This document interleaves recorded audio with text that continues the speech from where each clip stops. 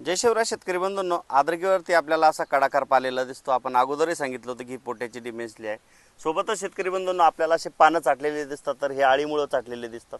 या ठिकाणी हे पानं पूर्ण अक्षरशः आळी त्या ठिकाणी चाटल्यामुळे आपल्याला असे पानं जाळीदार झालेले दिसतात।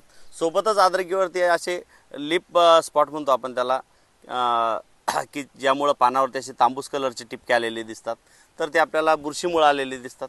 पण हे जे कडाकारपा आहे तर हा पोटॅशच्या डिफेन्सलीमुळे येतो। पण शेतकऱ्यांचं म्हणणं असतं की आपण पोटॅश टाकलेलं आहे, पण शेतकरी बंधूंना आपण जे पोटॅश सध्याच्या घडीला वापरतोय ते म्युरेट ऑफ पोटॅश असतं, त्यामध्ये क्लोराईड भरपूर प्रमाणात असतं।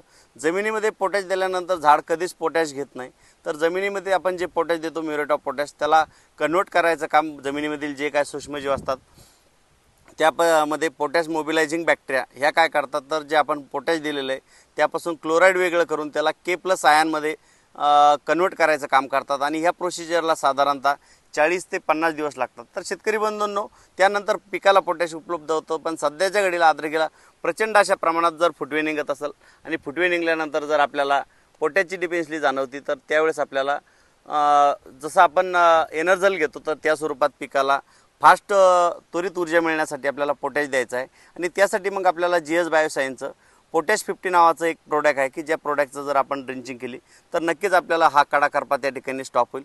भरपूर शेतकरी यासाठी बुरशीनाशक घेऊनसुद्धा थांबत नाही। त्याचं कारणच हे की ती पोटॅशची डिफेन्सली आहे आणि पोटॅशच्या डिफेन्सलीसाठी आपल्याला पोटॅश 50 देणं गरजेचं आहे की जे आपल्याला क्लोराईड फ्री असेल, सल्फेट फ्री असेल आणि नायट्रोजन फ्री असेल, जेणेकरून ते पिकाला त्वरित उपलब्ध होईल आणि हा होणारा कडाकारपा त्या ठिकाणी जागेवरती स्टॉप होईल। तर शेतकरी बंधूंना आपल्या शेतामध्ये जर अशा प्रकारचा कडाकारपा असेल तर आपण नक्कीच त्यासाठी पोटॅश 50 घ्या आणि वरतून जर फवारणी करत असेल तर फवारणीतून सुद्धा पोटॅशचा वापर करू शकता। थँक्यू। जय शिवराय।